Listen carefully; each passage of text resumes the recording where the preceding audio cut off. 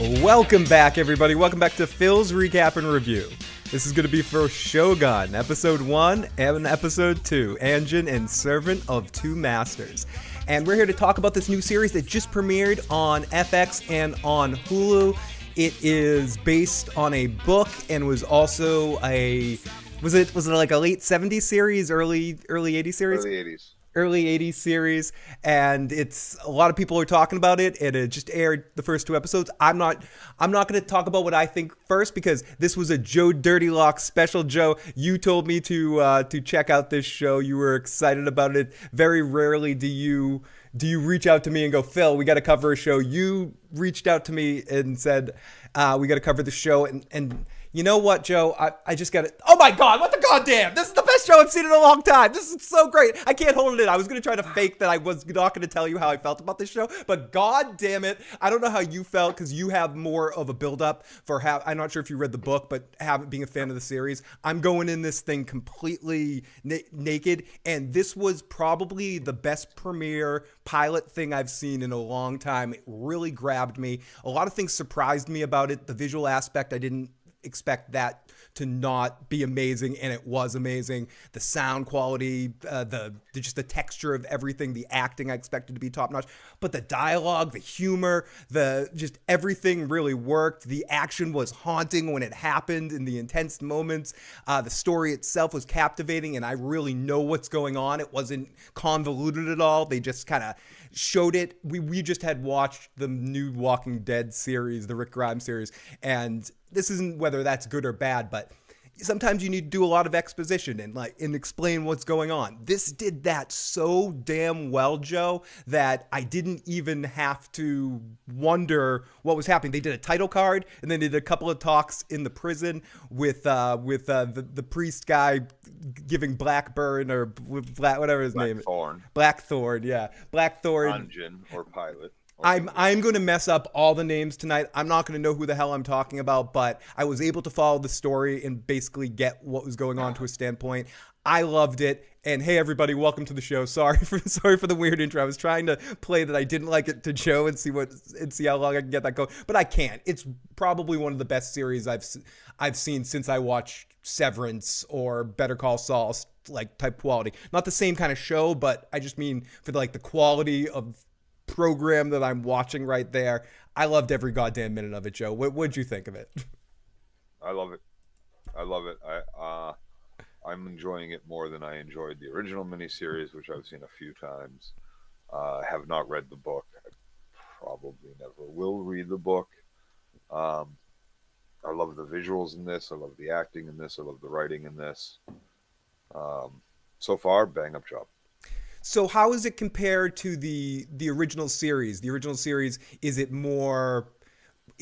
was it done more, I guess, in that early 70s, 80s style? Was our main character Blackthorn?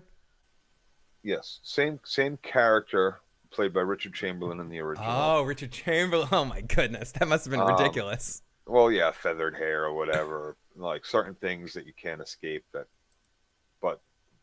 yeah, it's of the times. For the most part, that is done really well. There's differences right off the bat.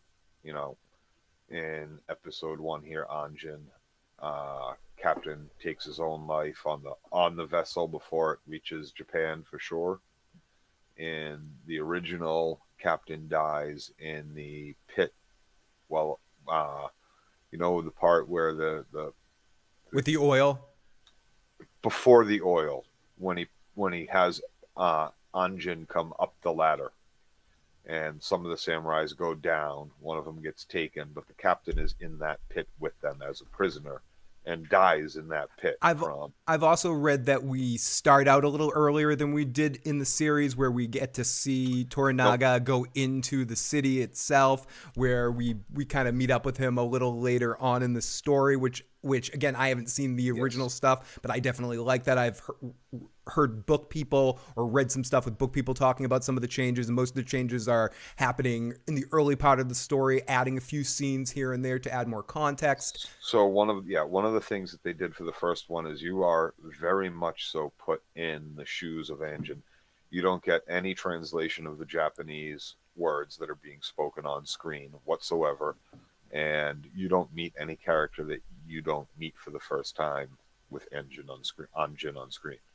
So those are pretty big differences, and that's one of the main things that I liked about the original, was that you're really put in this, like, you have no idea what anybody's saying to each other kind of feel, because there is no subtitle to it in the original, and there is no dub, which there is a dub version. There's both. Yeah. Did you watch the original version, or did you watch the dub version?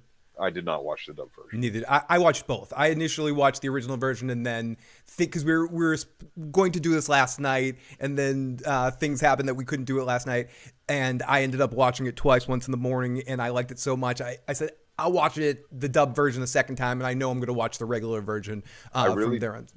I really do want to watch the dubbed version. They did a really excellent job. Attention.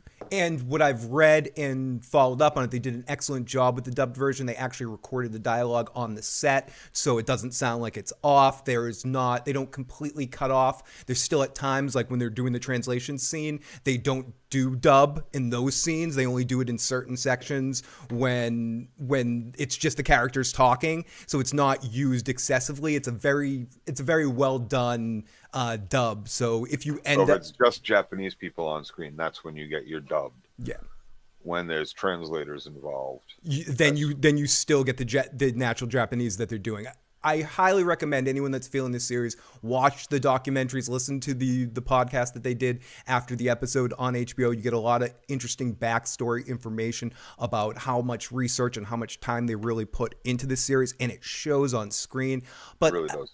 But this was the thing, and I said it at the beginning, Joe. The thing that surprised me the most about it, and the thing that hooks me, being just my taste in series, is it was funny as hell.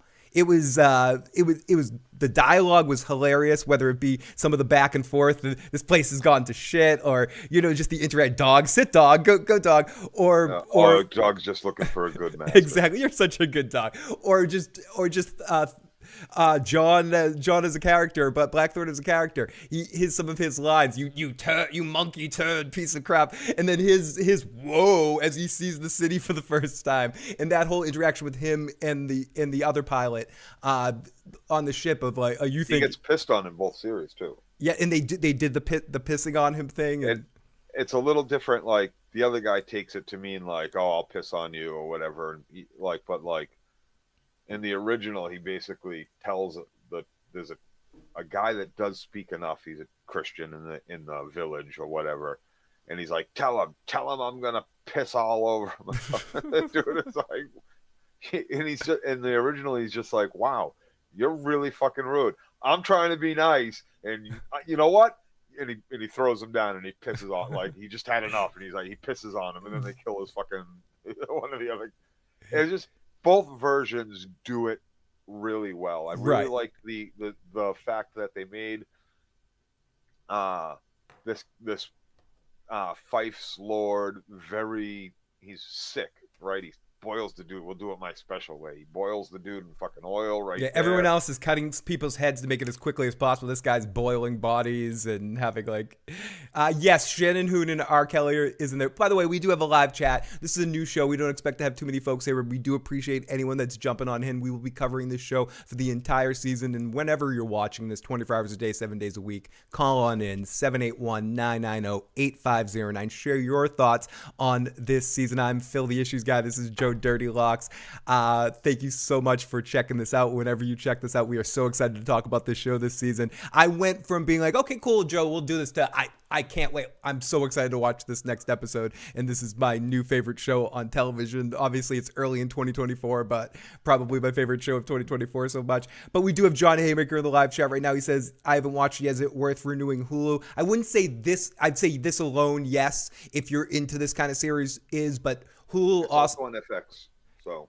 And Hulu has a lot of other shows that if you haven't caught up on The Bear, if you haven't caught up, if you like cheesy comedies on Only Murders in the Building, Hulu has a handful of good stuff to watch. As for the feel of this show, it got a lot of build up of people saying it feels like Game of Thrones. It didn't feel like Game of Thrones to me. It felt more like a better version of the early seasons of Vikings kind of vibe.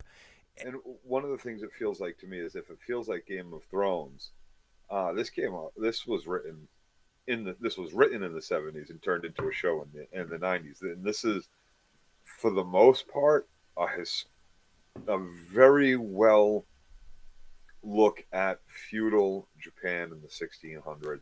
It's Yeah, each character does have a one for one that's compared to a historical figure. We'll do this later on in the season when both of us have a chance to do a little bit more research, but you can find that information pretty easily because this is a novel that has been picked apart a lot about its parallels to real Japanese history. When it was written, the guy who wrote it did a very in-depth job at making sure his details were also pretty spot on for what he was putting down on paper. And they talked about that carried over both times. And they talked about that a lot in some of the behind the scenes stuff, Joe, that they've tried to take that same balance with the show now, with everything else that they've learned, and some of the changes came upon stuff that they've developed over time and in more research that they've done about the subject. And is our Kelly and Shannon Hoon are sponsoring this show.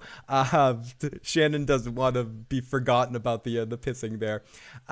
Just watch episode 2. Looks promising. It definitely does look like, for people that are just watching this for the first time, I think they also do a great job in these 2 episodes just grabbing you. As I said, Joe, they don't spend a lot of time wasting any time. The story really bangs off, and that's probably why they decided to kind of get things going just from a series standpoint and get into our main characters and get into some action that we got. The action in this show was filmed extremely well and really had that bite to it when it was happening, because it wasn't overused. So the scenes that when the swords did come out or when the assassins showed up or some moments happened, you really felt it. And there's this, the Game of Thrones feeling is already in this first episode. You feel the tensions between the factions, the lords, the houses. the lords. Yeah, exactly. Even more in episode 2. Correct. And you can just feel that, and you feel it even more so than you felt like when Jamie and Ned are walking past each other in the throne room for the first time, and just being like, hey motherfucker. You get those kind of vibes, but it's done in such a almost Godfathery kind of like way, with the way the paying the respect and having that whole side part where one of the men spoke out of turn in the meeting, and then his baby, he ended up getting him and his baby killed. And it was important to see that happen to kind of show the intensity in the way that honor, in the way that respecting ordinance, and that's what reminded me very much of like mafia type stuff. It seemed very much like you're watching Christopher, don't apologize. Ralphie, don't apologize. And he apologizes. Oh, you're screwed. You're screwed now. You're dead. You took responsibility. Yeah, you took responsibility, and you made me out to be the asshole. I was working the angle here and making this guy out to be a kind of prick in this situation, and you talked out of turn. Let's go to Tracy G in the live chat. The first 2 episodes were great. A little moment on episode 1 with the Blackthorn character, but nothing major. Other than that, I will be watching every week. I think it was important for me to not like him at the beginning of this episode. And I didn't. And I thought they did a great job making me just frustrated and think he's a low-class trash of a human being. But then it's going to be interesting as I imagine he becomes more connected to everybody as time goes on. But visually right from the start, just amazing. Some of the, I am a hyperbolic kind of person, but whatever. Some of the best visuals I've seen in a show in a long time. It just looked freaking beautiful. The backgrounds, both indoor backgrounds and outdoor backgrounds, looked great. Set design looked great. Costumes looked great. The ship. Okay, let's start right there, right at the beginning of this episode. I don't know if it looks historically accurate, but it certainly looked fucking great to me. No, it looked ghostly. Both of the ships, even the Japanese ship, like this small differences between both both series, right? But ultimately, all the points are hit. All the major points get hit, even if they're in the series done slightly different ways. Maybe because they're bigger budget now than before, or bigger budget before than now, or how Do far you they've feel come and like what they can and can't do with this shit, right? Like, do you feel like you have to tiptoe around talking about this a little bit? Should I be? Should I? no, Should no, I? no, no. I believe we should spoil away. Listen, there's a whole thing about the title of our show here. It says breakdown and review. So if they read that fucking title and then they still listen to us right now, they know they're getting spoiled. Can I tell you what I think probably ends up happening? With what? Just this whole story, like I think they turn into a financial powerhouse sometime around 400 years later. no, I think Toranaga is playing the long game here, and he's a step ahead of everybody. And they play that slow early on here in this first episode. But I think even in the scene that they have with him and the little kid, and he's losing the game to the kid, that's him playing the kid in that moment to get what he wants in that situation. He is in full control of the situation. I don't know where this goes, but I have no doubt. He kind of tells the kid, "Don't worry, you'll be a prisoner someday, but it'll be fine. You'll like it. It'll feel cool. You might get passed around from house to house, but don't worry." And here's the thing: in the original show, again, I can't comment on the book at all. I've never read it. I do own it, but I've never read it. But I think I might listen to the audiobook at some point. You know what? I think you might have me getting to do that with my rides to work and stuff now. But anyway, I'll let you know if I find it for free on YouTube somewhere. Yeah. So the oh, we got a super chat, but continue. There's slight differences and stuff like that, but I have no idea where I was going. You threw me off there. I did. I'm sorry. It's my fault. Oh, there we go. Even though the show was made back when it was made, the differences in like some of the characters, although slight,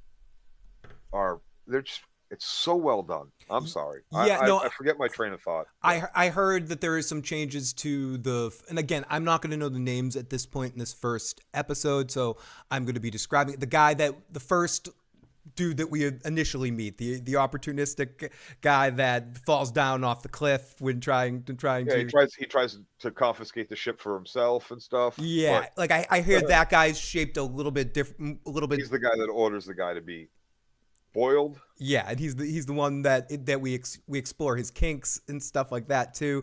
I know the character. I'm not gonna butcher his name. I believe it starts with T, but I'm not positive about that. Okay, the audiobook. Thank you, John Haymaker. We got a super chat donation from Tracy G. The poll that I put up last night expired after 24 hours, but our poll did say your thoughts on the premiere. Amazing. 75% say I'm all in. 12% says good. I'm excited to see where it is. 12% says I'll wait and see.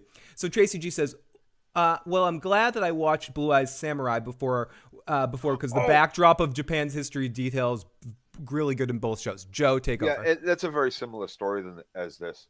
So what I was going to say was about Lord Toranaga and Marioko, the main lady. The translator. The translator. I can't put her name out my mouth for some reason. Miko. Anyway, Marie. Let's not butcher names tonight. We'll do our homework. Anyway, she in the original, so the vibe you were getting from Toranaga that he's Belichick, right? He's slow Everybody playing. else is playing checkers. Yeah, he's playing poker. He's slow playing everybody here. So in the first show, she tells Blackthorn a number of times in the beginning, just trust my lord. This dude is smart. He knows, he's wise. Listen, do what we're telling you over and over again.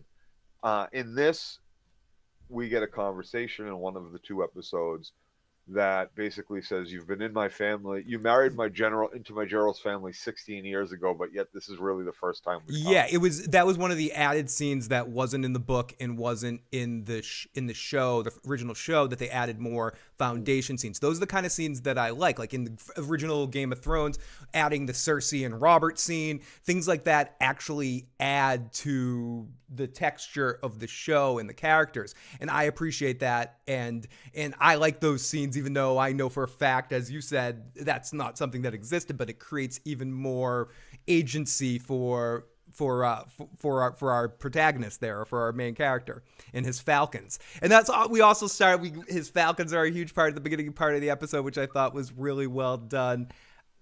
Anyway, so the ship arriving was incredible. It reminded me a little bit of the Goonies ship arriving at the end of the Goonies, and I don't mean that as an insult. It was just like haunting. It looked like a ghost ship. Joe, to your point of like the ship design, I don't know. It looked like Knights of the Caribbean. Yeah, Pirates of the Caribbean stuff. Yeah, knights, pirates, whatever, samurai. No, I know what you meant. But thank you, Tracy G, for that super chat donation. I'm toasting to you, Tracy G. Here we go. It was real. I'm sorry, but I thought that they did a great job with the fog. Oh yeah, the ship. 100%. The whole atmosphere really felt real and interesting and created. This is what felt like Vikings to me. The feeling of the obscurity of the world at that point, how everything was so big or felt so spread apart that when someone shows up speaking a language, the language stuff and the communication, I understand the choice with the Portuguese to make Portuguese English. I really like that. I like that choice. Obviously, I'm selfish. I'm glad you brought this up a little bit. I'm selfish, but I like that.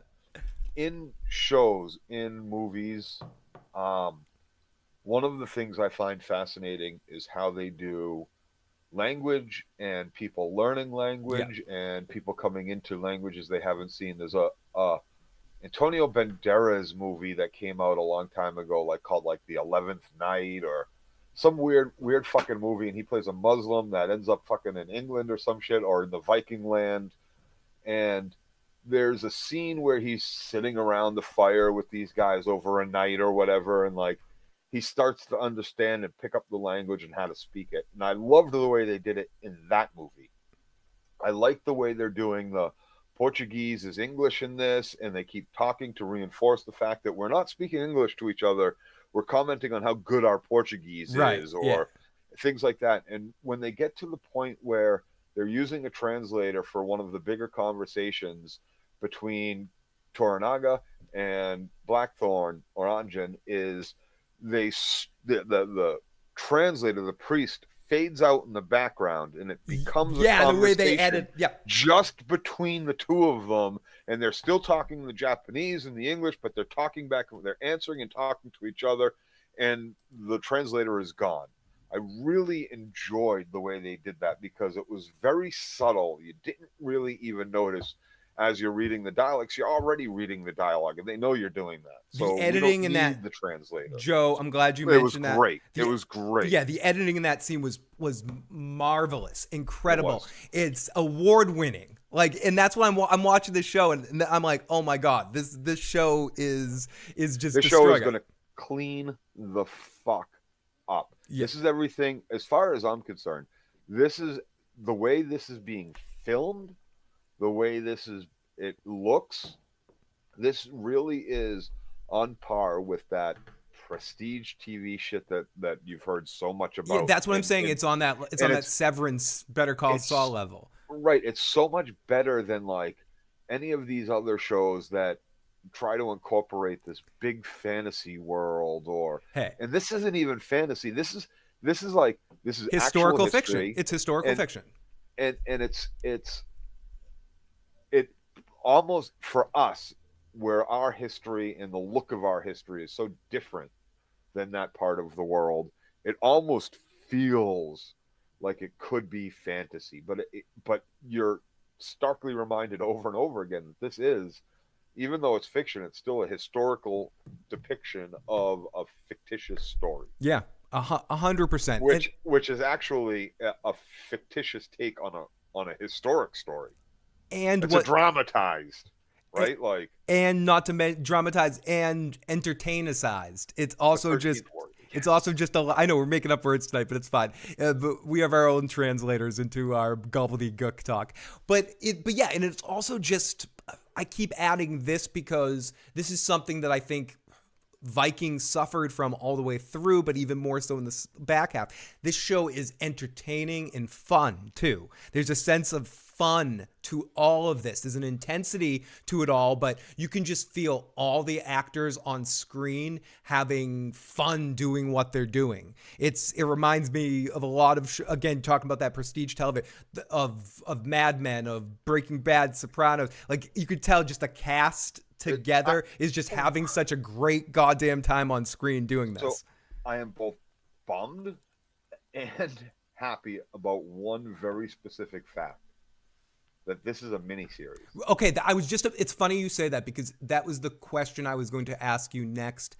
Do you think that's the other criticism I've heard of it, that people say, oh, these first 2 episodes could have been 10, could have been three or 4 episodes, and could they do this all in 10 episodes? Are we going to see this whole story in 10 episodes? I'm glad it's 10 episodes. This whole story in 10 episodes is perfect. You start adding too much, that you start taking too much liberties with that book, you change it fundamentally. Yep.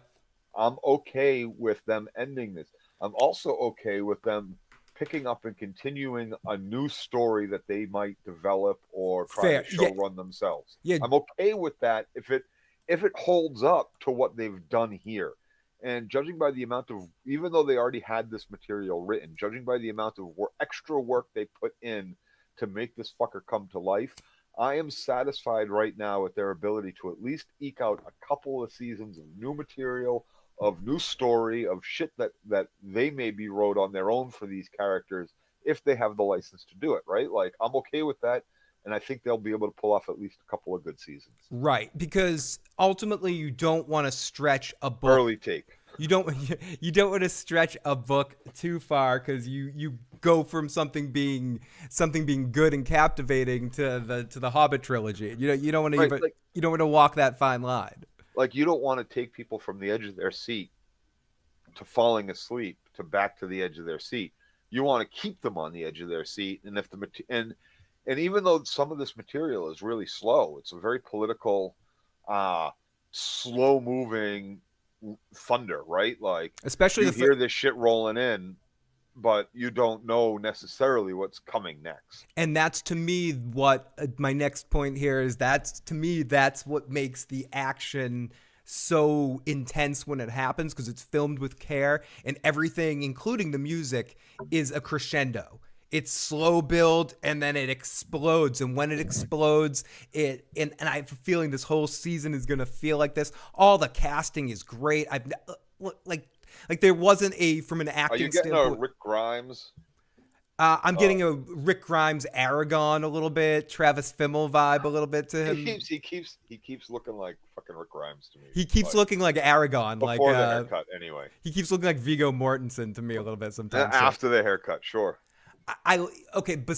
Besides him, and because I guess he's probably the one that people will be more picky about because of the Lord Toranaga is a fucking fantastic actor. I don't know the guy's name. I've seen him in a shit. Yeah, he was. All have. He's been in everything. He's been frickin' everything.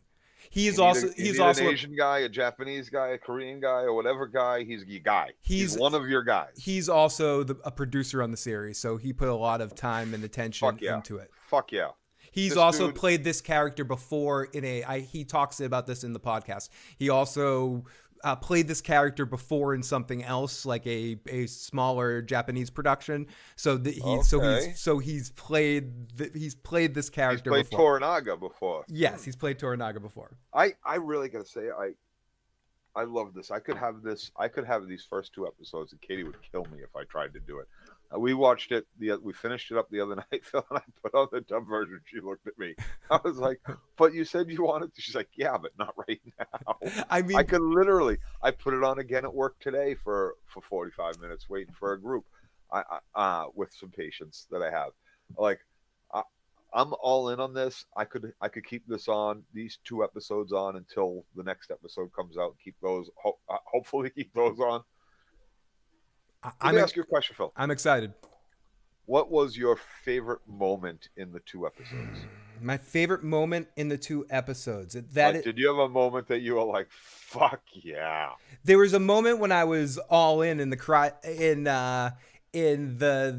oh god, it's so tough to say because it was almost from the very beginning I was sort of hooked in on it, but I would say pretty much through the entire second episode my mouth was wide open. I feel like the second episode started things off and just pushed things through, but I would say let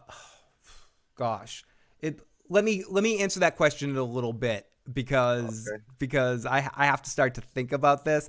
Okay, I would say honestly it's the point when he was in prison and the priest gives him who we've also seen in a million fucking things. I can't think of his name either. Who gives him the Lord of the Rings description of the intro. These are the four houses. We got the leper guy that's a house of warriors. We have the guy that's really super rich. We have the guy that takes money from the church and pretends to be religious. And then we got this dude that's the one that wants to overthrow and be the leader.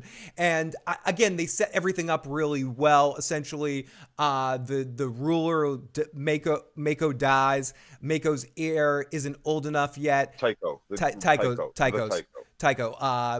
Toranaga kidnapped or took or is taking care of the mother of the heir, and they demand the mother of the heir's daughter, I believe, is pregnant and having a child. Right, and they say she has the child at some point in the first episode. So what he does, knowing he's going to Osaka, is he sends people out to take her to the daughter who's having the child. Right. And basically hold her as long as they can. Hopefully before they get executed, they get released because she's still, in our main watching the baby get born. our main antagonist guy. What's his name? Blackthorn. No. The bad lord. Yeah, the bad lord. The evil lord. Yeah, Yoshido, or is that Yoshido? Sure. Is that no? That's not what it is though. Yoshi. I forget. I have it written down later in the thing. Have it, yeah, it's written a million places. Anyway, the one that's organizing the council against Toranaga. Yes. What about him? And so I forget what I was gonna say because this is why I'm trying to not get wrapped up in how to pronounce people's names or know people's names in this particular situation. But I thought he was excellently done. His intensity and his urgency to kind of look around, and that scene with him in the getting dressed and looking at the Shōgun armor, and just you could see everything that he needed to express in that scene without saying envy, it. His coveting. In one little look. We got Igor, the live chat. Great to see Igor. Great to see Tracy. Thank you. Yes, Phil, I loved the whole episode 2 in the part in jail with the old priest. Great to see Igor in there. Great to see you, buddy. So, okay, so continuing here. All the casting, all the actors are great. They have great immersion, great performance, great comedy. I cannot say enough amazing stuff about the actors. A lot of these actors are an all Japanese crew of actors that they decided to go over there and pull. So some of these people are people we haven't seen, or unless you're familiar with a lot of films over there, you might recognize some of the actors. Recognize. Yeah, I know what the movies. I know the movies you watch and stuff like that. For me, these are a lot. This is my immersion. There's brand new faces for you. Yeah. So it's amazing, like some incredible performance with new faces. But they really you are. Ooh. Yeah. Haymaker. Rest in peace. Let's give a toast up. Richard Lewis, comedian. Yeah. Let's give the litany. My belly hurts. My hair hurts. My stomach hurts. I got to get up at 5 a.m. tomorrow. Joe has to get up at 4 a.m. tomorrow. It's horrible. But here we go. Toast up to a funny son of a bitch, Richard Lewis. Toast to you, my friend. Cheers. Everyone watch. I am Richard. Mm-hmm. Not to yours, but to everyone else's. Actually, l'chaim to you, Richard. Yeah, to all of us. Oh, and thank you so much, John Haymaker. I hear that sound, the ding-you-ding. Thank you, my friend. Yeah, Uh, no, so they went out of their way, Phil. They went out of their way in what I feel, and this is probably where the actor that is playing Toranaga. This is probably where a lot of his producer credit came into good use, and they probably really listened to the things he had input on, and it was probably a lot to do with the casting. Um, there's a few people in this that I've seen him work with before, and that I know have done some really acclaimed work in the foreign market. so So just to continue down they here, went out of their they like you said, they went out of their way to get yeah, a great cast. great cast together. So the cast is all great. The actors. He says he doesn't want to be the Shogun. He's a good man, but I think I don't know about that. So, I think he's saying what he needs to say because he's got the other four clans against him. When I'm just going through some of my notes. When Blackthorn was in the jail cell and naked, I love his line read on "Where's my boots." It's just Yeah, like he's covering up his Johnson. He's been bathed. He's been scrubbed. He had a nice nap, and and now he wants to know where the fuck his boots are. exactly. I like how later in the episode he doesn't want to be bathed twice because he doesn't want to get. He puts his hand. Did we already have we been doing the recap already? I don't remember recap. No. We're doing this one a little bit differently than the usual recap. Still going through some of my notes, but yeah, let's get into this. We'll recap this, but because I did a lot of like initial thought notes, and then I just borrowed a quick other recap from somebody else. But we'll get like to initial thought notes.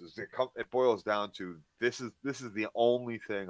There's some other good things out there right now. That detail. I don't know. Details matter. I don't. Some Mandy Patinkin thing that I've been watching. Murder mystery shit has been really good. A couple other little things, but this is the only thing that I would call prestige TV since Better Call Saul or season 5 of Game of Thrones. so season 4. Blackburn. You know what I'm saying? See, Yeah, but Blackburn season 5 is like it. That's when it like finally is on its way down from jumping the shark. Now it's dude is If you can call it that. dude is smart. He gets to, okay. Yeah, Toranaga, he sends the old guy. Okay, so Blackburn's funny, great performance, him lying in every situation. But it's just everyone's like, we can see through your bullshit the whole time. He just seems like such a child in a world of adults. So many great line reads from him though. You savage bitch turd whore. Dude, I love the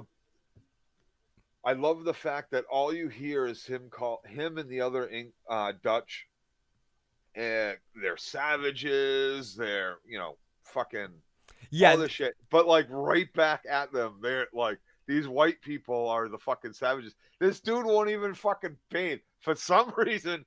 He's worried about like not leprosy or something. He's worried about he says it. He goes, I'm gonna catch something, and it's not it's some disease in that situation. But yeah, I love the turnaround when he finally sees the city and is just like, oh damn, I'm an idiot here.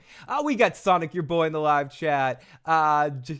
It's great to see Sonic. Curb Your Enthusiasm will not be the same, John. I'm glad. Maybe the first couple. I'm glad that they were able to get Richard in this final season. He was in the last episode, in episode 3. I don't know if he's in future episodes in the season, but I'm glad that Larry was able to get him for that final season. There was a season in the middle there that he's been dealing with health issues for a few years right now. But in retrospect, the scene with him and Larry is they're talking about each other dying. They're like, I'm gonna die first. No, I'm gonna die first. So it's Richard Lewis had a good sense of humor about it too. So again, one more toast to a funny ass son of a bitch, Richard motherfucking Lewis. So the intro is just. What were you saying? Tracy G, real quick on her comment there. For All Mankind, it's a good show. I don't know about Prestige, but Apple TV for sure has a lot of great shows. That's a really good show. I've watched the entire run of it. I've enjoyed it. There's pickles? there's a there's a lot of really good shows on Apple Plus that are very close, if not there. Okay, so it's just a dark and ominous kind of vibe to it. Just a perfect setup. Episode 1 and the start of episode 2, I pretty much understand what's going on. I know all the players, yet I don't know the whole game, which is perfect for a series like this. The humor is excellent, and that's important to me. Keep it going, the back and forth. So much cutting, so much the talkings, the jokes, the vibes. I said this, can't say that how much that actually matters. Learning about sexual relationships, kinks, the food comparisons to the colors of the dude's eyes, all that little stuff just adds to the immersion of the world and may seem like not a lot, but it's so important in subtle acting performances and so important in building a world, and so many shows forget about that stuff. So it makes background stuff seem just like, and then Joe and I became friends on the basketball court, instead of just showing us playing basketball or something. Anyways, pissing, killing dudes, boiling them, the attention to the details from the series, from the stuff from the book, and it's the perfect. What I've been reading and what I hear from Joe and hear from book readers is they really do give you the best of both worlds in this series. They honor the book a little bit more than the original series did, and which it not saying it didn't, and also keep some of the fun and vibe from that. So now let's get into this, Joe. Let's get into our recap. I didn't particularly write this recap. I was watching the show so much, I realized that I was. You're muted. I don't know if. I could recap the whole fucking thing for you. I could do it scene by scene. Let me know if I missed something here. But I'll tell you the truth. What happened? I was watching it. Tried to take notes, and I realized I wasn't taking notes while I was watching it, and then I just stole an article from it or something like that. But here we go. Recap. Okay, there we go. There we go. All right. It starts out, we see a ship in the fog. Okay, good. No, but yes, when it's 1600s title cards. The year 1600. Oh, I'm gonna lean back and do this. There you go. Dutch ship, captained by the Dutch, and piloted by an Englishman, John Blackthorne, is trying to make its way to Japan's from Europe by going around the Magellan's Pass, which has been kept secret by the Portuguese and the Spanish for years. Hey, how's it going, Mandrell? Good to see our good buddy Mandrell in the live chat. But yes, keep going, Joe. They have the authority by the Dutch to raid and pirate and kill, basically privateer vessels, awesome. any bases that they come across that are owned by the Portuguese or the Spanish, and take all the gold and silver, get to Japan, and establish trade relations. But anyway, my turn. Focus in on their ship, and it is the only ship left of 5, as the captain explains. Yeah, they had like 500 men. Now they have like 50 men or so, like 5 that. ships, 500 men. And now they're down to like 50 men. They said they're now down to less than 100. He says at one point. Yeah, like 50 men and 15, I think he says. We're down to 15. Oh, I thought he said 50. And no, it's literally the men that are in that pit, and that's either way. Regardless of that, there's only some of them. If there was 50, 40, 30. There's only like 10 left.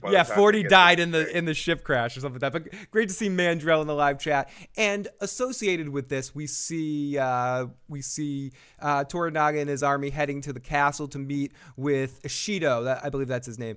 The castle protector. The passing of the ruler has turned the city into a massive mess, with 5 warriors vying for top spot in the food chain. Lord Ishido is accused Toranaga of kidnapping the lady. He's accused him first of breaking the dead Taika's wishes to that, which was that there would be a ruling council and that no one would take charge. But it seems like no one would take charge. That's not what was said, though. And we see this later. We see at the beginning of episode 2, we see it. We'll get into that a little bit later. But the Taika wanted a council, and for it to be nobody take more power, everybody just kind of, this is what Ishida makes it out to be. Nobody take power, everybody just kind of remain until my kid turns 16 and becomes the new Taika. However, not Ishida, but Ishido? Toranaga, sorry, Toranaga is marrying wealthy families together and into his family and into his uh the lower lords of his fiefdom and his lordships, and he's marrying these families together and he's creating bigger alliances, which means he's gaining more power. And because of this, he puts the other four lords uh on edge, who have now called him to council to Yes, and accuse him of breaking the contract that was written up by the old Taika and signed by him before he died, to say they would share power as a council. a very Ned Stark, Robert Baratheon, you roll until Joffrey's of age kind of contract. So Toranaga is served with papers by the crew saying he has to return Lady O in 7 days or will be punished by impeachment. But impeachment also means that if he is impeached, him and his whole army and family will all have to kill themselves. And he knows this, and he's there to be impeached anyway for doing what he did, not in taking the wife or the mother of the Taika's heir, but for building these alliances. He's already about to be impeached. So but he's got a plan. He's already got a plan, though. The Taika's wife's daughter is pregnant. Yeah, we were talking his fiefdom in his lordship. So that woman's having a baby. So he has, when he gets called to Osaka, he has people bring that woman to his daughter-in-law, right? To the woman that's having the child as a guise, and the council sees right through it. He's holding her in his lands so that they don't kill him when he first gets there. But he's also simultaneously, and like what we see in these two episodes, is playing the council against each other. And when Anjin shows up, he's the perfect sort of foil for that to use to put resentment between the ranks and between all of the lords. He doesn't really see it at first.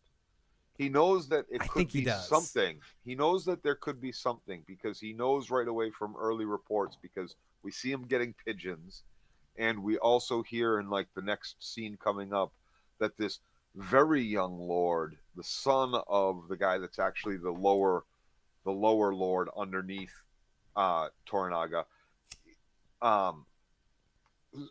So there are the five main lords, and they all have little lords, and those little lords all have vassals, right? So this kid is the vassal to the psychopath who boils someone, right? Who's right underneath Toranaga. So we have Toranaga is the capo to the Taika. We have this lieutenant who's got a kid or a nephew rather, who is running this little village, and there's someone in that village that has sent Toranaga pigeons. Yes, someone, and they talk about that. Someone is a spy in the village. Yes. So they're served papers to punish him under law and impeachment. So Jack Blackthorne and John Blackthorne and his ship have washed ashore in Japan. They finally get there. A crew of Japanese soldiers head aboard to investigate why it's there. This is great. I love the looks on their face. Like, everybody is just sick with scurvy. They're fucking dying. Yeah, they're either like starving. They're starving. Death. They're fucking dehydrated. And just how organized we immediately see everyone is in this world that we've gone to. And there's a big difference between the way John Blackthorne looks in this scene than he did in the previous scene when the captain takes his wife. Because this is right before they're about to die here at this point. This is even later. So like John Blackthorne is telling the captain, we're here. I got sand. I got white sand. So to Joe's point, Toranaga got alert of this because someone reported it, and he sends his general, the older guy that's pretty hilarious, to investigate. The guy's like, this city smells like shit, to investigate the ship. So they get there, and they get the crew leaving the boat. Blackthorne attempts to speak to the soldiers by asking him and his men to be freed, but they don't obey. Instead, they piss on him. Yeah, Lord, I believe is Yabuyushi or something like that, gets a priest to translate between him and Thorne. Blackthorne. I keep calling him Thorne. However, he only translates some of the things. It's not quite a one-for-one translation. He barely speaks. He's not even. This guy isn't even. Okay, that priest. Yeah, Okay, that yep, priest. yep, yep, yep. And that, later on, the second priest, who The first priest. and where we set up, and I love how this is depicted. This gets depicted way too flowery in other things. I appreciate how bloodthirsty they depict the whole Protestant Christian thing, like the hate that Yep, kill him now. He's a pirate. He needs to die. and we're just like, no, this guy does not represent me, not like, but I'm a priest. He's a heretic. and then later in the scene, they're like, wait, you both believe in Jesus? Yes, we both believe in Jesus, but no, not that. But it's just I like how that's depicted on screen. It works really well. But yeah, he gets pissed on here too. He calls him a pirate, says pirates must die. He rips the cross and stomps on it to show that he doesn't. Which I love. And this is priest. a good point to make. This might confuse a lot of people because Protestants are still Christians. So why is he stomping on a cross? There's a very specific difference between what is a cross and a crucifix or a Catholic cross and everybody else's cross. Yep. The Catholics love to show Jesus on the cross. So this is even more blasphemous because he's also stepping on a depiction of Christ on the cross.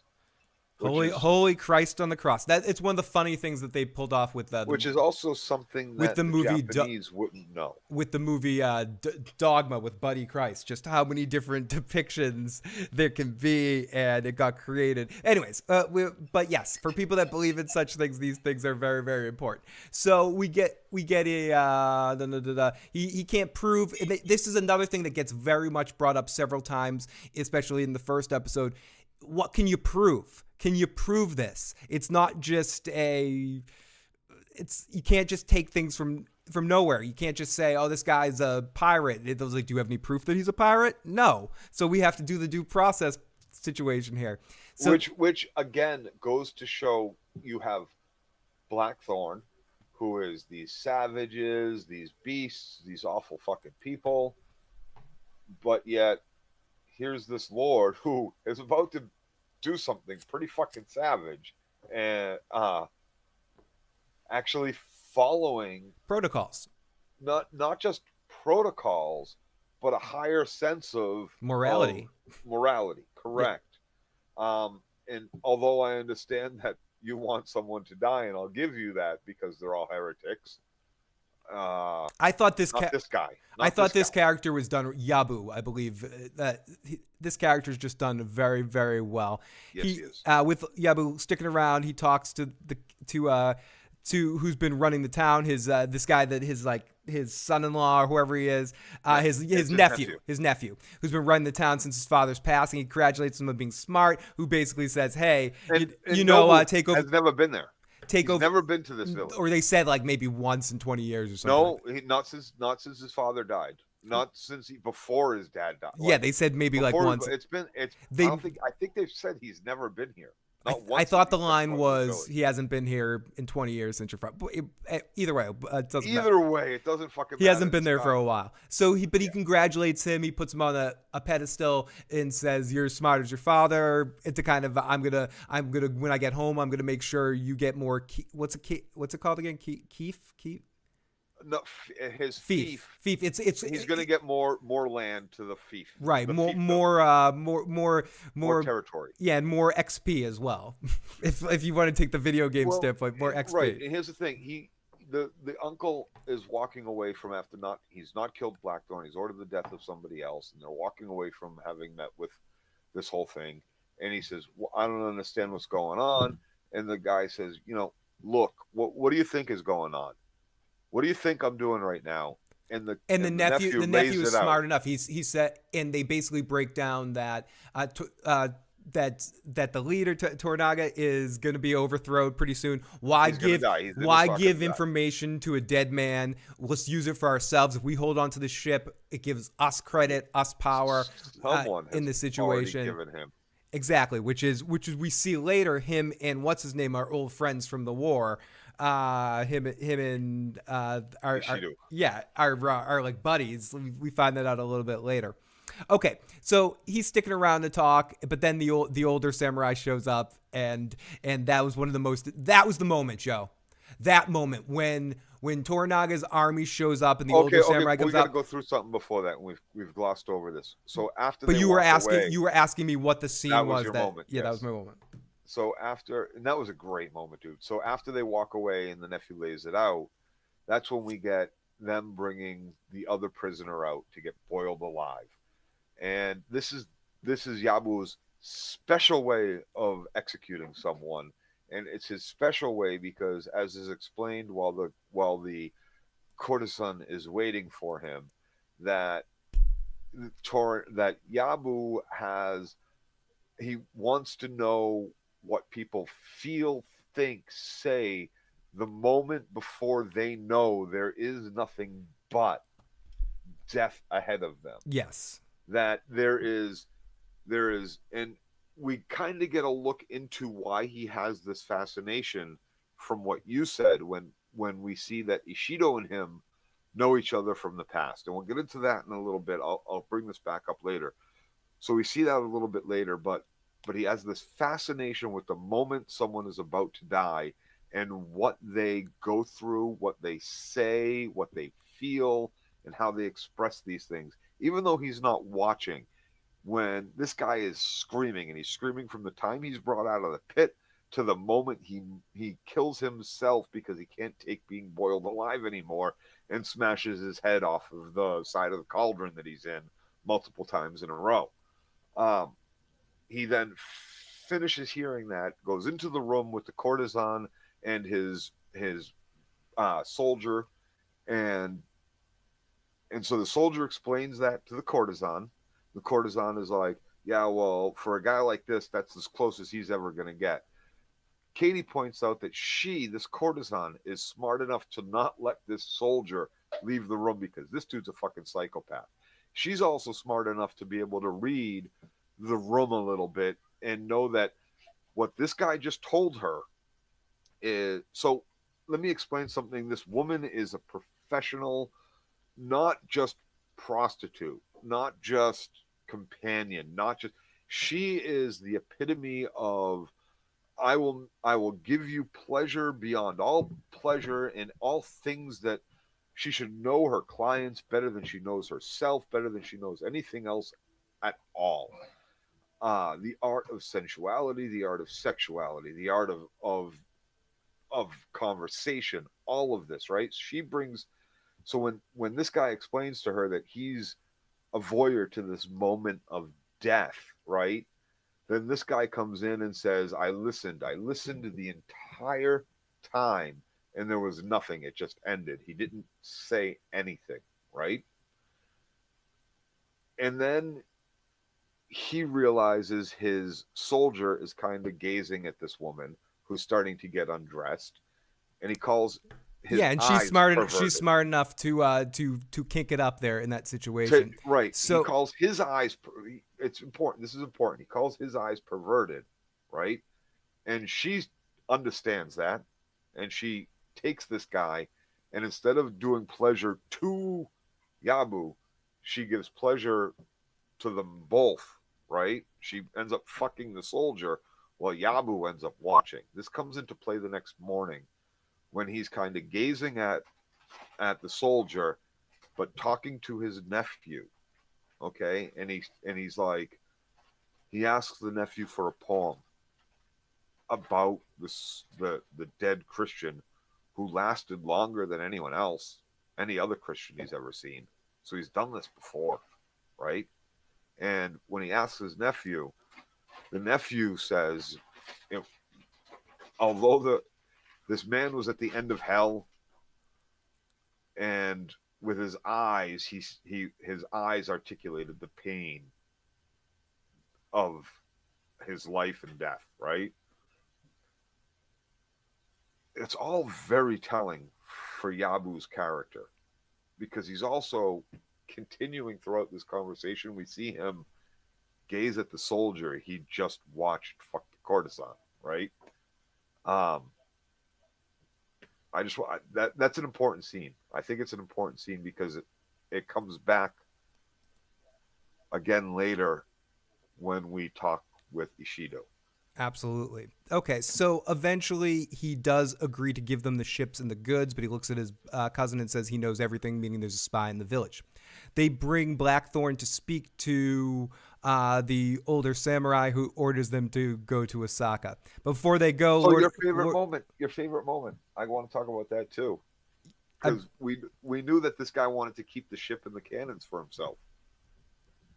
Oh, and when that absolutely. when that general shows up, he meets him on the beach, and on the beach he says, "Oh yeah, there was 500 guns and 50 cannons and crates of silver, Yeah, crates he's of like I said, gold." they knew they had a spy because they knew they had everything in that situation.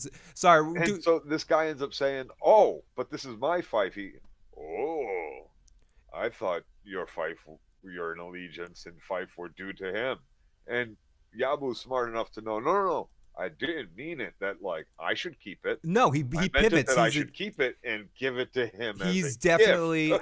definitely a player of the game. It's smart. It's like later in the If I get away with it, I get away later with in it. the If I don't, episode when he gets into talking to Yoshida or whatever his name is,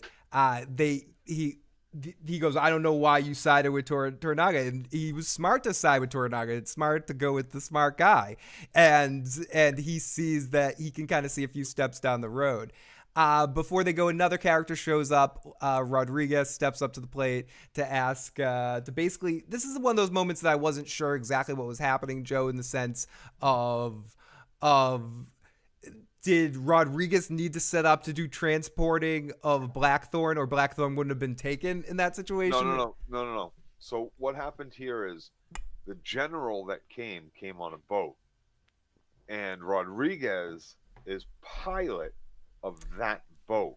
Oh, okay. So he said, I'll just take responsibility of the prisoner, essentially, here in this situation. And so when he sees Blackthorn is yelling, and Blackthorn is probably yelling in Portuguese, yeah, or maybe even English, either way, it doesn't matter. And he knows both in that situation.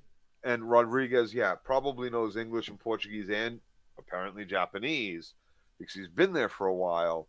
He comes over and he says, "Oh no, let me take him," because he also wants to know he has information that he's playing a game as well. Yeah, he has a bigger game as well. He's an interesting character that I really liked as well. If he's piloting this ship with the Toranaga's main general, then he's obviously someone.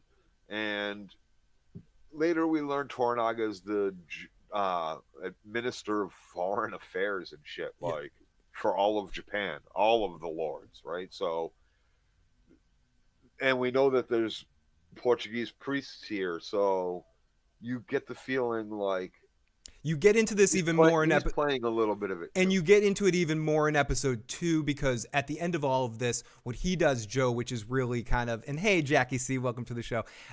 He takes all the information that he surmises. He's the one that kind of breaks in and gets all the ship's log of what Blackthorn and his crew is actually up to and all the horrors that they committed, and he gets that to the rudder, to the council of the Portuguese council that's there, that's controlling everything.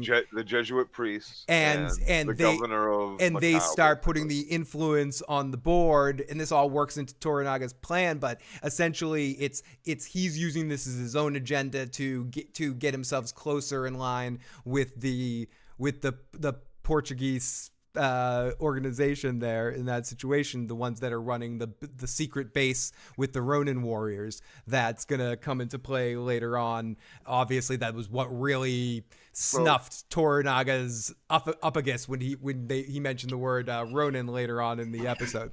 What do you know about the character that played Rodriguez from the first series, Phil? That he was not Spanish, he was Portuguese as well. Who played him? I don't know. Indy's friend. John Rhys Davis. That was who John Rhys Davis played. Who also plays the dwarf. Yes, who plays Gimli. Yes, John Rhys Davis. And did stage performance. Okay. He plays Rodriguez in the first. Me personally, I really love him in that role. Katie thinks this guy, who she has seen at Dodge Street, by the way, our local bar, does a better job with Rodriguez than Rhys Davis did. So I haven't seen it yet, but I did really like Rodriguez in this situation. yeah, I love this character. I love the boisterousness of the character in the original. So the scene coming up when they get on the ship, they start going, Yeah, they have and they're on their way, and there's a storm. There's on their way to they have a Osaka. perfect storm situation that causes the ship to go upside down. Blackthorn uses his experience as a pilot to get the boat back on, but not without plenty of damage. So stop here. Stop here. In the original and in this, there's a difference in scenes here. Blackthorn. But let me get through the paragraph and then tell me how wrong it is. Well, no. You're right. You weren't wrong. There's just a parallel here between the two shows that were different. I wanted to talk about. Yeah, get it in there. What happens different? Because Rodriguez tries to kill Blackthorn on this ship.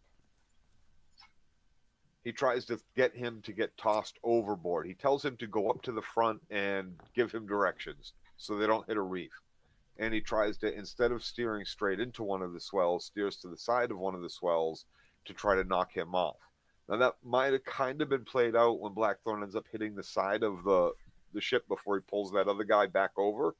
And Rodriguez is like, "You're still up here? I thought you went down there to tell everybody to pull." In the original, Rodriguez goes over as well. But John Blackthorn goes in for him. And at this point, Yobo goes in also because Blackthorn won in. So when they're on the cliff and he's like, "Yo," he's trying to he's challenging me. Like it connects me. All that shit. It connects to this point when Yabu sees Blackthorn jump in and takes that as the challenge. Like, he's going to save this guy for the general. This guy's and the simple. pilot of the boat. I can't let him do that. I got to be the one that saves him. And he jumps in also. And Blackthorn ends up saving them both in that situation in the original. And it plays out differently here, but very similar in that he does kind of save them both. By throwing Rodriguez the oar. They do, but they definitely give, and I've read this as well as a change, they give Yabu more agency in this moment. They give him much more because he also lays into Blackthorn this aspect of duty and honor because he does his duty. He tries to maintain honor, and when he fails, he's not going to fail. He's going to choose his own death. He's going to die. Is the cliff moment played out the same way? There is no cliff moment.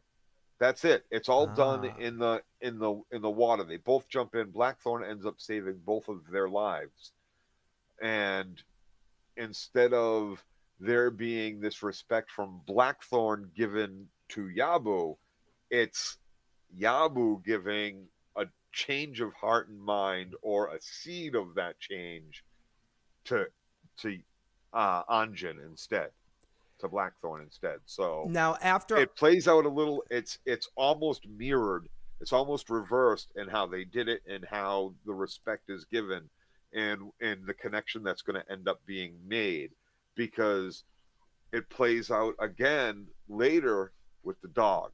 Good dog. Dog just wants a good master. Yeah, and he almost ingrains himself with him, and with it at this point to connect to that dog scene. Maybe I can be a good master because he is being a good dog. Yeah. Rather than the other way around, like, oh, this is a brave dog. This is a noble dog. Maybe I should be a little bit more respectful of him. It's a little different. He knows his place here. And it's different. It's playing out different, but I can see how and this is the brilliance of this particular. This is why I say I think they can do it. I think they could eke out material post book, because this writing, I don't know if it's in the book or not, but the way they do this and how they do it differently than it's done with this relationship, we will see. We will absolutely see. And if this series keeps getting the attention and respect that it's getting, I would not doubt them doing some more. I just want to thank everyone that's in the live chat. We got a bunch of people watching right now, which I didn't expect, but thank you so much. And if you're watching, hit that like button. Holy fuck. And I expected two people. We got a few more than two, but thank you so much. Lord Toranaga requests to meet with the translator, Mariko. I'm gonna kill her name, and then he tells her about the barbarian and everything that's going on, who speaks Portuguese. We talked about the scene already. And this is just the continuation of we talked a lot about the scene earlier in the show. He hears her speak the language and wants her to be translator. We learn more about her, which she was supposed to kill herself. He wouldn't let her.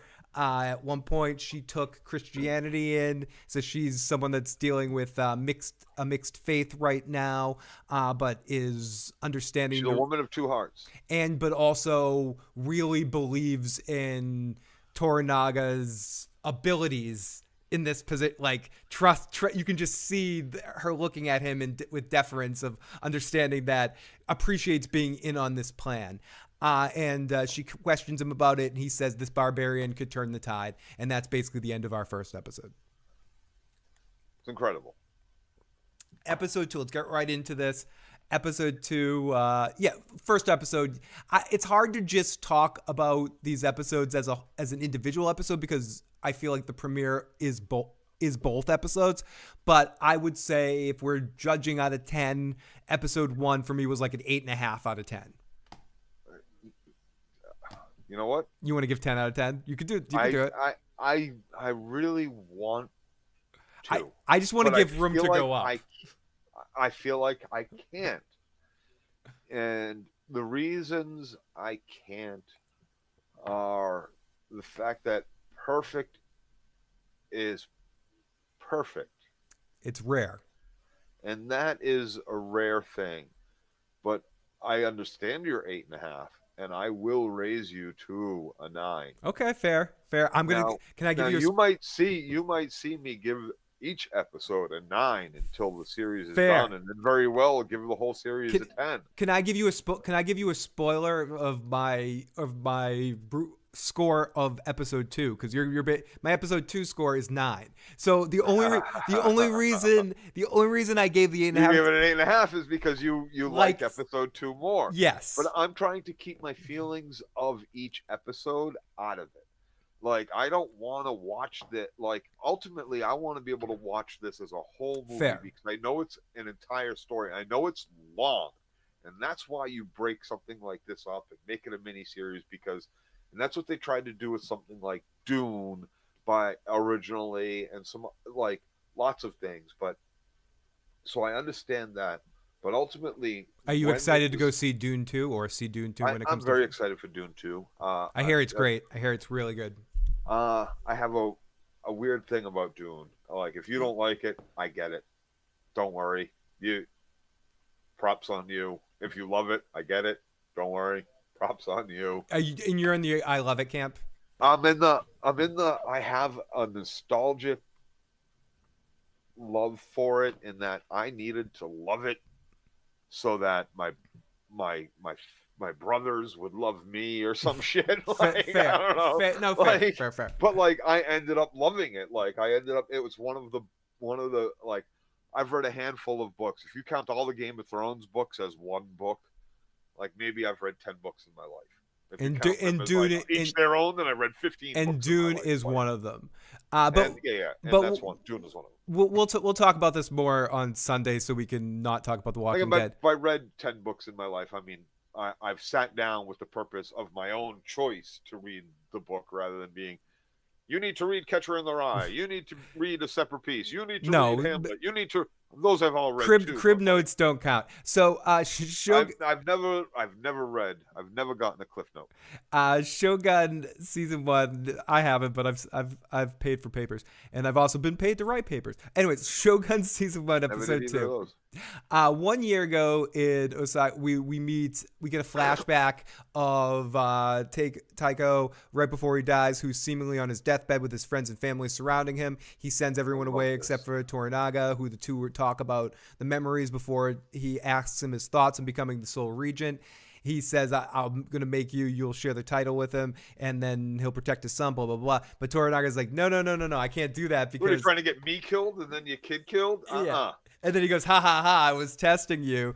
And he says, basically what we're going to do is we're going to form a council of regents, naming Ishido, K, O, and S as part of the group. I'm just not going to destroy those names right now. They will share the power until his son is 16 years old. Joe. Oh, Mr. Carter. Joe. Mr. Carter. Do you think there'll be another scene where Tycho is talking to him again and saying, "But truth is, like, consolidate power. They're going to come after you. Do everything you can. I want you to be the Shogun for my son as Tycho." I mean, Do you think? I think they probably had that conversation before. I think I'm hoping we kind of maybe get a scene like that or something, because Do, it do, would go along with like this is why I had is you this new, stay Joe? behind and not one of those four. Is this new, or is there a flashback scene? This is new. This is new. This is new. We don't get any of this. If you aren't with Blackthorn, it is Blackthorn centric. There is I really want to say I don't remember a scene without Blackthorn, because it wouldn't have done you any. Well, there are a couple scenes where you see the Portuguese people plotting the priests and the.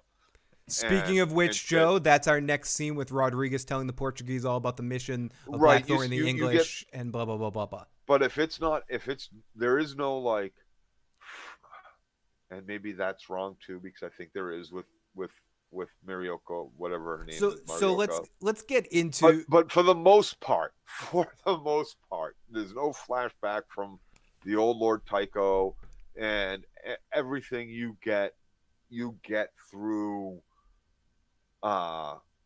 Blackthorn, unless you speak fucking Japanese and you heard shit and understood shit that I just So we talked never. We talked about that. Rodriguez talks about the Portuguese, about the mission. We already expanded on that earlier.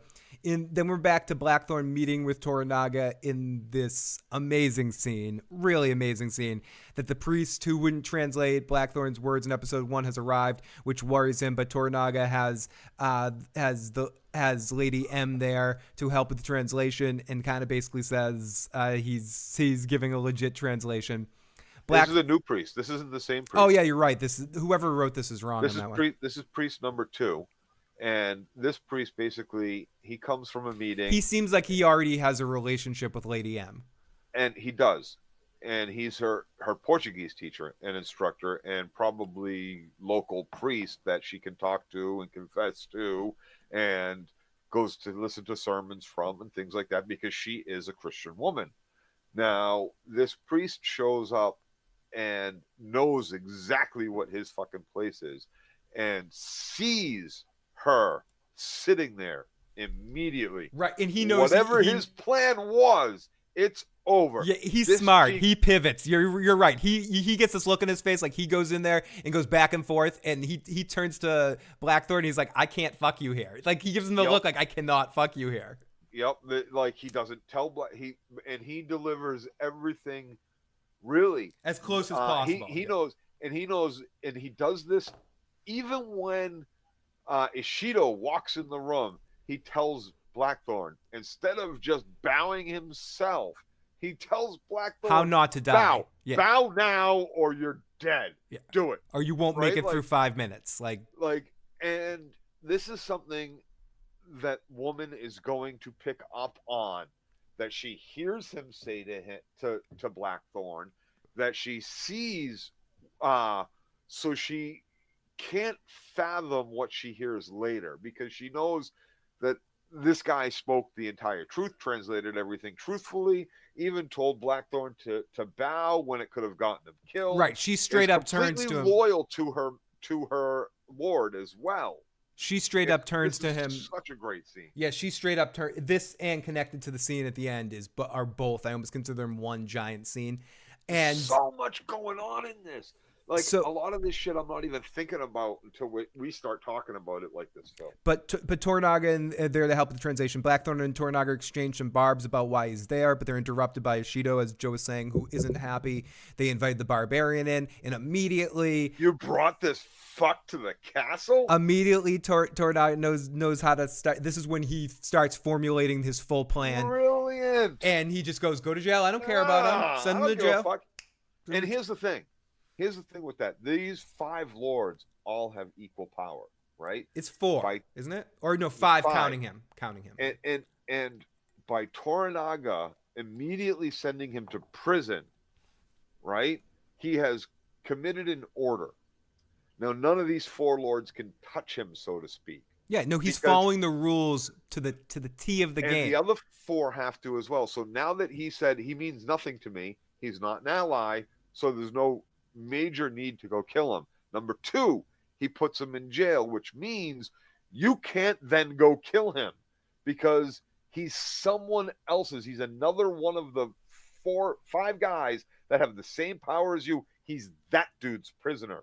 You can't go kill another dude's prisoner, just like you can't go kill another dude's capo. Again, right? yeah, it's like against the mafia thing. You need everyone's so those vote. Rules all play, and he sees it. So by putting him in prison, he saves Blackthorn's life, possibly, and he saves shows that he's not an ally Joe, because look, I put him in prison. And he starts formulating the plan that saves his own life in this situation too, where he knows that he's going to use that once he starts setting up the fact that he understands that right in this scene, it isn't as clear. It becomes more clear later, but they set up that Toranaga starts figuring out that there's a problem between the Protestant and the Christian thing, and that there's a separation of the Catholic stuff, so he can use that agenda with the money-hungry guy on the council. The money-hungry guy that's sucking the church's tit, that's basically going to break, and the leper guy who actually is a true believer, and use those people's agenda against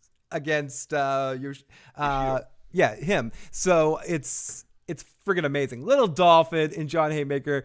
This reminds me of the movie Silence with Liam Neeson and Adam Driver. They both had Portuguese priests in Japan. And great to see Little Dolphin in the live chat. Makes me smile to see you there, my friend.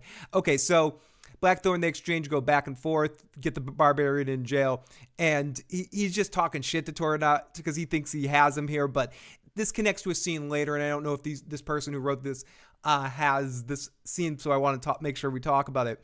When they go to vote and Toranaga's plan works out and the council breaks down, the way Ishido looks at them and goes, "This morning I woke up and I looked at the Shōgun uniform and I thought about how he must think about us. A bunch of people arguing that he can use our rules against us. Right. And that's what we are." And they're just like, "We don't care. Fuck you." So, and he's just like, "Oh, damn." And that's just it. Played. He knows he got played. He's just a look at his face like, "Oh, he played me." So one of the reasons why this kind of takes place, the scene between the 4 of the lords, right, is because when Rodriguez goes and we see that conversation, Rodriguez tells them they've been slaughtering their way across the fucking world. They've hit all these bases. They know about the black ship. He knows about this. They know about that. And if he tells them, you're all fucked. So they go and persuade the 4 lords. The priests go two of them, Christian basically. Lords, 2 of them. Yeah, and are like, you need to get this dude killed. You need him gone immediately. He needs to go. Jail doesn't count. He has to die. Jail does not count. And what happens is, because these 2 Christians end up playing basically our faith is number 1 and heretic must die. Because we all have to vote. It all has to be a complete vote in order for anything to get done. Not majority, but united.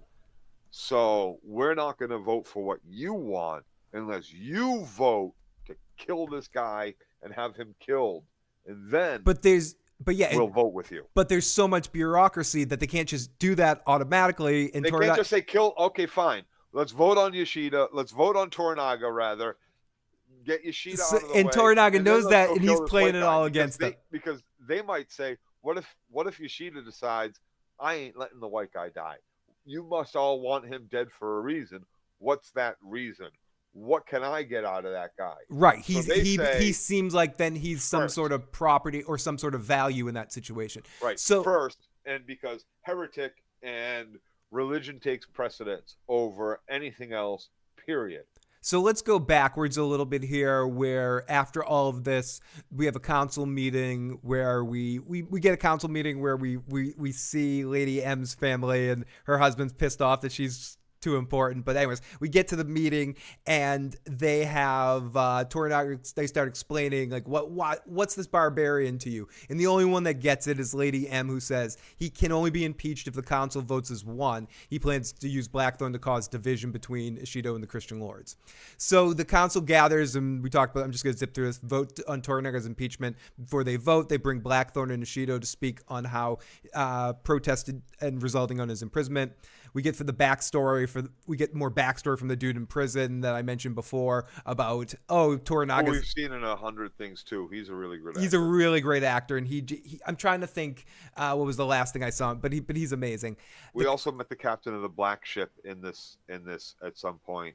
And the black ship is the ship that runs from Japan to Macau and along the Orient. I also want to point out a scene that's important earlier that when he gets separated from his men, we find out that they only did kill one of his men. The rest of his men are prisoners. They're all in still that alive, town. as far as we know. Yep. So I do want to mention that because that I wrote that in big notes in my that. No, they're trying to keep it also too that we not get to know. With the exception of some of the political drama going on with the lords and things like that. But as far as like his crew is concerned, we get to know what he knows. And this next scene, as we already talked about, this is the council suggests that it wasn't good enough to have him in prison because of the horror he committed against the Christian people. He must be executed. Ishido kind of pushes back a little bit and goes, "Oh, listen, would you care if you weren't getting paid? But it doesn't matter. Let's just get this vote out of the way, guys. Nope. That's why we're here. We're here for the vote." And then he goes and speaks. We talked a little bit about this scene before. We'll get back into this. Where Ishido goes to speak with Yabu, and there's thoughts on Blackthorn, and they break down what they think Toranaga's plan is. This is what I don't get. Ishido tells Yabu to impeach Toranaga, they must kill Blackthorn. So did Yabu backstab Ishido here and keep Thorn alive to give him back? He says to Yoshido, he says, so this is the scene I want to talk about, and Yabu's little backstory, why he's so interested in this death. How does Blackthorn end up alive here? I know, hold on. The noble guy I pulled out from underneath a pile of 1,000 bodies. And he says, the noble general will never let me forget it. So this is where you said that they knew each other from the past and they have a backstory. Yeah, they have some sort of backstory. And this is where we find out that maybe Yabu has been close to death already, so he's so fascinated with other people's take on that moment of you're about to die. And he obviously didn't kill himself the first time, and he didn't end up killing himself the second time while he was at the bottom of that cliff, right? Does he have a moment like that on the ship in the original? I know you said that was changed. No, he jumped right in after Blackthorn. But there's a moment where he almost dies and almost stabs himself or something like that? Nothing like that? No. Okay. No, almost dies from drowning because he jumps in to save Blackthorn. But this is a little different because we get that glimpse into why he might be fascinated with death. We see that they have a relationship, and he tells Ishido in this moment, he says, listen, maybe we can get Blackthorn killed without having to worry about first Ishido is like, they want him killed, but I don't know why it's so important. This is kind of fucking weird. I need to know. And Yabu says, well, instead when he gets transported, we'll just take him. Have him transported. He's your prisoner now because you're going to have him taken, and then maybe we just kidnap him. Yeah, and moments later, we see a group of men come to take Blackthorn out of the prison. He says he's a prisoner of Lord Kamani now. Later on, they bring Blackthorn back to Toranaga, but he gets busted in the woods. Who busts him in the woods? Toranaga's men? Or is that Yabu's guys? No, so Yabu goes along with the plan that he just made with Ishido, which is to kidnap Blackthorn. Yeah, from prison and take him out into the forest. Take him out in the forest. Take him out into the fort. Take him out, right? So Ishido's men go to get him because they're going to put him to death because the council has voted to put him to death. But he doesn't know why. He wants to know more. So Yabu says, well, let's just take him. I'll take him en route. So Yabu goes and hires a bunch of fucking goons. Yep. And the and thieves the and stuff, goons go and take them out, and then they kill the goons. and then they come and kill the goons, I get that. and What I then don't get, Yabu just takes them home, just takes them back. yeah, it takes him to Toranaga. Yes, because Yabu's not fucking stupid.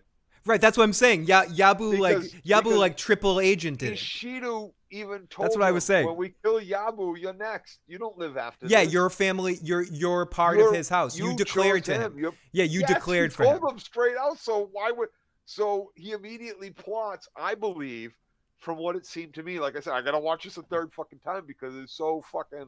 There's such great shit going on here. So I really want to explore that a little deeper. So does Ishido think that he's going to honor it just out of honor in that moment, and ultimately Yabu's like, fuck that, and decides to go with his best chance to win. Yabu decides to go. Yabu's not stupid. Yeah, he goes with his best chance to win. Yabu was just told by this dude, you're dead when we kill Toranaga, and I'm basically here to say goodbye. See, that's where Ishido doesn't know how to play the Game of Thrones well enough. That's where he doesn't know how to play the Game of Thrones well enough, right? We see that actually. We see that he's blinded, right? We see that he's blinded by that suit of armor, by that position, by that role that he wants, that he covets, Taiko.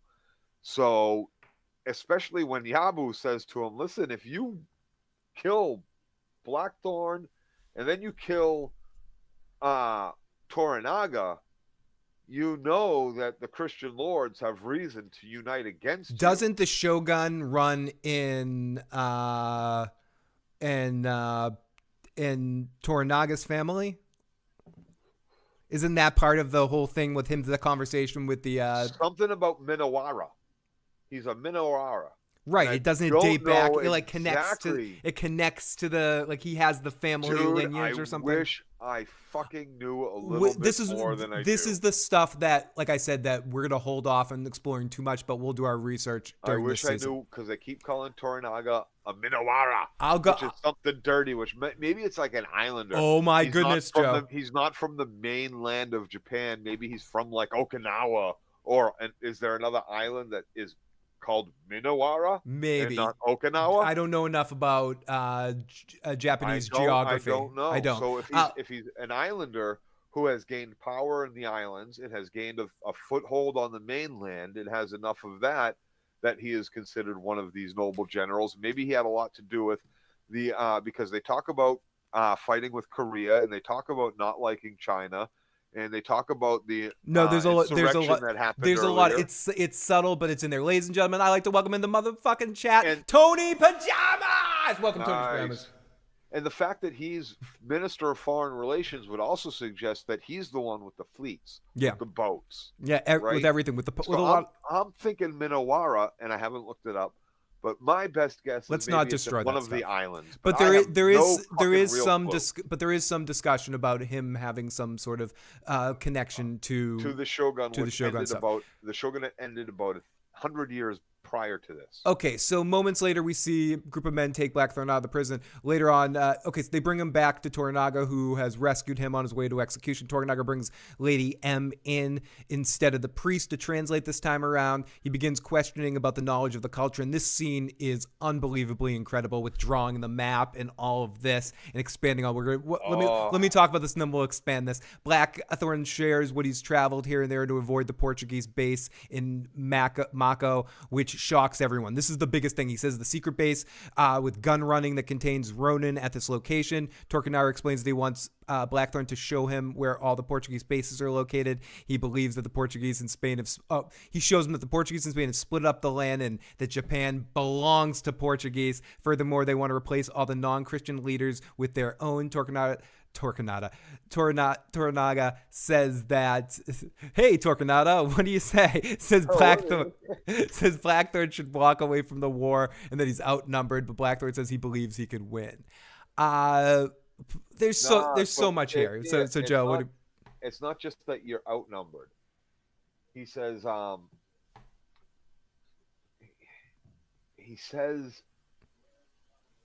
but he freaks out about the belong thing. Not that I believe I can, it's not, even though I'm outnumbered, it's still not over. What happens if I win? Right. And that makes Toranaga like, he's like, correct. It's not over.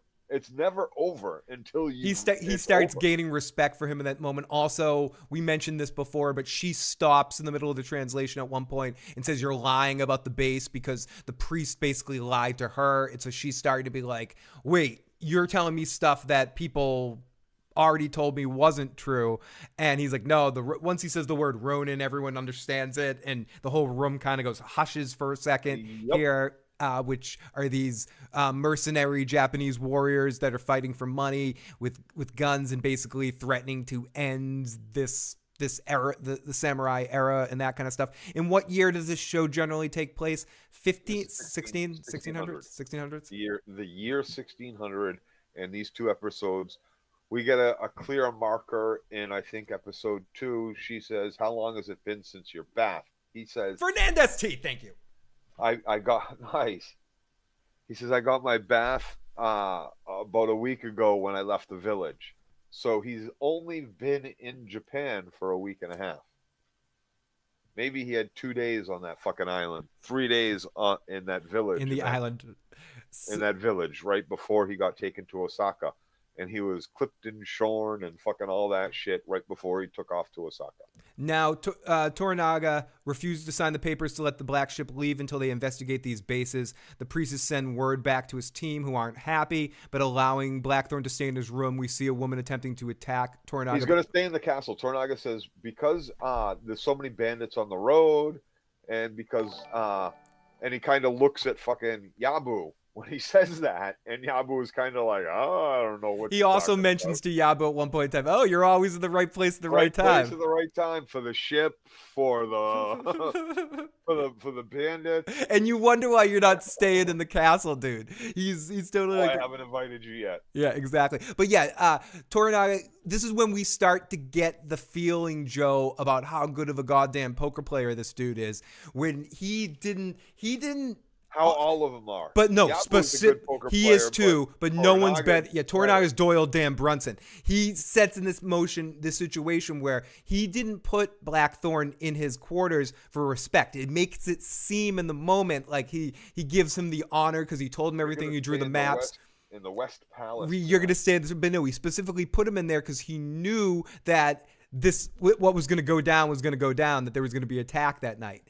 And he sets this whole thing in motion, essentially. There's an attack, and it's unsuccessful. A bunch of people knows, and this is the thing, too, is it's not just he knows, but he'll have lots of things confirmed at this point. So if he goes to his own room, right, and Blackthorn gets killed in the guest quarters, and these doesn't tell you as much as what could have happened because he switches the rooms and he's there to meet the assassin, he can find out a little bit more about whether or not they were actually there for him. Right. That's how he kind of assesses that this isn't one of his enemies on the council that does this. This is the Portuguese trying to kill the Englishmen, so not as much information gets across. And so there's two things that happen here in this scene when the assassin shows up, Phil, that just tickled me pink. What were they? The first one, I'm sure you know. What was that? Tell me. When the guard turns around and sees her, she immediately throws the towels in his face and puts a knife in the back of his fucking head. There's a lot of knives in the back of the head in that scene. This wasn't just a beheading. This was a straight up knife in the back of the head. And I thought, it was a true assassin moment. And it makes you, when you see characters like that are depicted on screen that know how to truly be it's scary. And that was just, this is what I'm talking about with the action. The action in the scene was scary. It was quick. It was swift. And the death. Female assassin at that, I want to point out. She's fantastic. She's fantastic. And my favorite part is how the alarms are sounding and they figure out who she is. She's masqueraded as this and blah, blah, blah. Nope. My absolute favorite part, I rewound it the first time. the second time, the third time, it gave me just as much joy as the first time. I love it so much. When Blackthorn and Toranaga and the assassin are all in the room together, Blackthorn stops her, and then she lunges at Blackthorn, and she tries again, and Toranaga, with the hilted katana, stops her from lunging at Blackthorn and kind of knocks her back a little bit, right? And she stumbles towards the door, and he steps forward and kind of backhand pokes her, and you hear this like you're popping into a fresh grape or a fresh apple, and it was just one quick stab to her belly, and she stumbles back 3 or 4 more steps and falls into the courtyard onto the sand and fucking like dies right there. That's when he explains it, but like that quick little just like backhanded like pop. There was something about that moment, that particular movement, the with ease, the sound was Joe. That's one of the underestimated things about the series. I've mentioned it a couple of times. The sound in the series are incredible. Fernandez, like I nearly shit when it was just like it was literally like this popping fresh fruit. Like I wouldn't be surprised if they were like, okay, we want you to stick the fork right in the apple for this. Mic it up real good. Like, Fernandez T says, oh man, that one shot swing death kill was epic, very realistic. That samurai sword through her like butter. Like he just, and it like he does it like almost looked effortless. He didn't like need to put a lot of force. It was pop. Like I loved it. I really loved it. It was simple. They didn't really show it. It was just below the camera, but the sound, and then you're like, huh? And she stumbles back and she falls down and she dies, and you realize like his sword is unsheathed, and that was the killing blow. That's how much effort it took this guy. I blocked you, pop. Like it was just it was great. It was great. Bravo. Kudos. It was my favorite moment of these. And Joe, the action was such a minimal part of these first 2 episodes, but you know it's coming like a freight train. You can just feel that energy coming, and that's basically the end of our episode. A couple points when he says in the bath part, when he says I don't want to catch the flux. What he's talking about is dysentery. Yeah, he can't clean himself because if he does, they'll get sick. He'll get too sick. He'll get dysentery. Fucking idiot. Is it it's the Portuguese could really be liars throughout the world. The interesting tactic, we talked a little bit about this, but the Portuguese basically told all of this Japanese group that they were the only people in Europe that they existed. They chose that was their tactic. It's great, and it really shows that. It shows exactly that. Like, no, there are other flags, there are other countries. Our countries are at war. They're not the only ones out there. They've kept you hidden in secret. Joe, can I say something of like a really minor thing, but I really love it? The guy that plays Blackthorn, I believe his name is, what is it? Cosmo Jarvis, I think it is. Maybe. Okay. I love his voice. He's got an amazing, like, I want him to do audiobooks or something. Like, he's got a really good voice. Richard Chamberlain's voice in this, like, you can see the inspiration. Now you say that's Richard Chamberlain part, I can definitely feel the inspiration there. We're gonna start to wrap things up. If anyone has any last minute questions, let us know. Joe, any last minute things on these first 2 episodes? Obviously, we're gonna be talking about next week's episode either Monday night at 1 a.m. or Wednesday, because on Tuesday I'm going to a concert on Tuesday evening. But we will. I thought it was a great place to end it. Just the ending on the pop. It ended with a pop, and like it did. Honestly, it was one of the most. Like, there was a couple beheadings. We saw it a few times in the 2 episodes. There was a boiling. There was a baby. There was a baby getting killed off screen, but a baby getting killed. We didn't talk much about that. Her husband, but that was a thing that happened in this episode. It was definitely the first episode. Yep. Which didn't happen in the original, but there was seppuku happened in the original. But there, the my yeah, there was a knife to the back of the head. Lots of knives to the back of head in But that scene. my favorite moment was that very simple death of the assassin. Like, she was already injured, she was already cut, she was already bleeding from the neck, whatever. Like, but that one moment, that one quick backhanded across the body, just stab with his katana was simple, was brilliant, was done right down to the sound. I loved it. It was a great way to end these first two episodes. So far, I am all in as for that poll that you put up Yeah, earlier in the chat. I'm all in too. I But wasn't. I was all in before. As soon as I saw a preview, I was all I in, was and I am expecting not to. let down. I was expecting to like it, but I was not expecting to like it as I much as was I did. expecting you to love it, but I was apprehensive in that I would get you to even watch it, Phil. But no, I'm excited.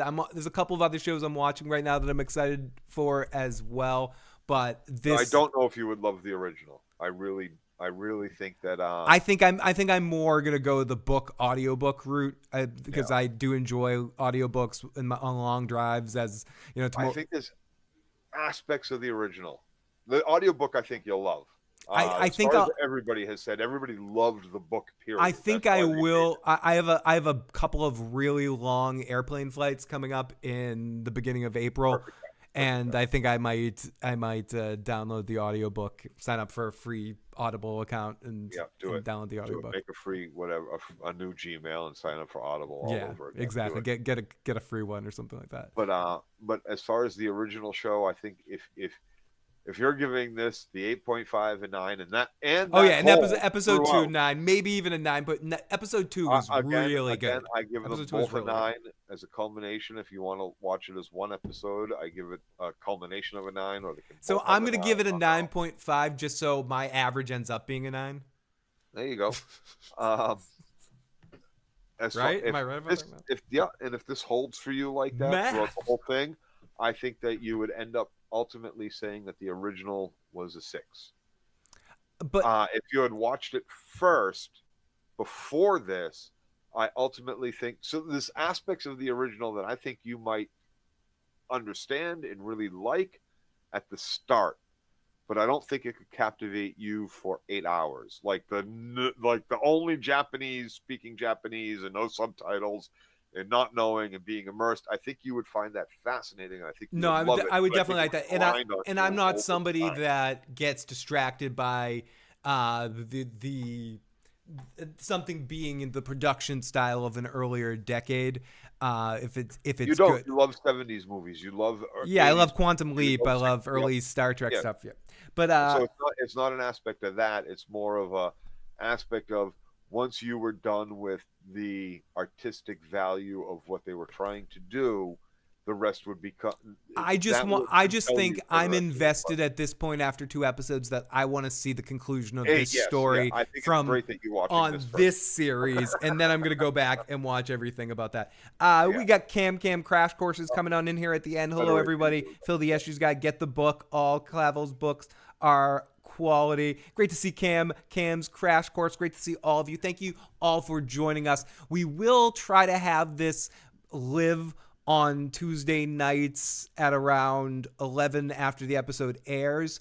But next Tuesday, as I mentioned, I'm going to see a band. who are you going with? I'm going with Craig. And it's they still tickets at the House Are of they Blues. sold out? I don't think so because I think Oh, it was another lotion. You should go. We'll talk a little bit off how air. much were they? Give Uh, it a shout out. Porno for Pyros, yeah, House of Blues, Porno for Boston, Browers, House of the Blues, Crazy. March 5th. But yeah, so Joe and I will either do it Monday night after it comes out at midnight at 1 in the morning. I doubt that. I don't think Joe will be able to do that, but maybe we can do that, or Wednesday at some point. Same time we did this tonight when Joe gets off work on Wednesday. Although, and then we're gonna be doing it every night on Tuesday after it airs, or maybe even some Tuesday afternoons occasionally. Monday night at 1 in the Monday night at morning. 1. If you can do it Monday night at 1 in the morning, I'll definitely do that. Also, I'm going away for 2 weeks in April around the time of episodes 7 and 8. Well, we're going to make Phil get on. But it's only one of the weeks. Like, if we do it at Monday 1 in the morning, my flight is at Tuesday 6 in the morning. No, it's covered. So we can do it that Monday night at 1 in the morning. Covered. But yes, we make great pets, and I can send you what their set list is right now, so you can see if it's worth it going. But anyways, we'll talk about that a little bit off air.